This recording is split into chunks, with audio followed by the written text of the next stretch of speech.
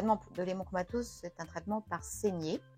Il s'agit donc en fait de retirer un volume du sang qui est calculé en fonction du poids de la personne avec un maximum de 500 ml par saignée.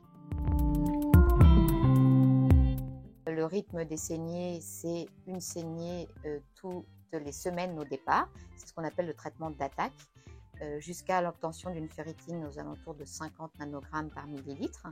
Et puis ensuite, les saignées sont espacées en traitement d'entretien qui va être variable selon les individus, entre tous les 2 ou 4 à 4 mois, parfois même 6 mois, selon les personnes et selon leurs besoins.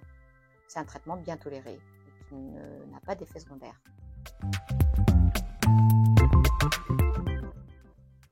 Il faut savoir que la saignée peut être aussi sous forme de don du sang saigné effectué à l'établissement français du sang.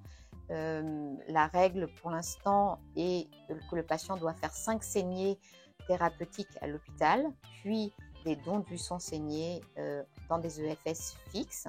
Il y en a environ 130 en France, à condition bien entendu de ne pas avoir de contre-indication permanente ou transitoire au don du sang.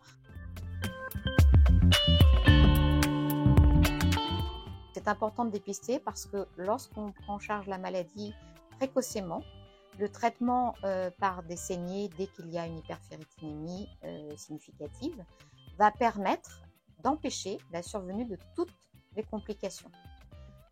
Dès lors, les patients n'auront aucune complication à venir, c'est-à-dire ni complications hépatiques, ni complications articulaires, et ils auront une espérance de vie, ça a été parfaitement prouvé, strictement normale. Donc bien sûr, ça vaut la peine de faire le diagnostic précocement et je pense qu'il faut alerter la population et les médecins sur le tout premier symptôme qui est la fatigue anormale qui doit entraîner de faire un bilan biologique avec un bilan martial, bilan du fer.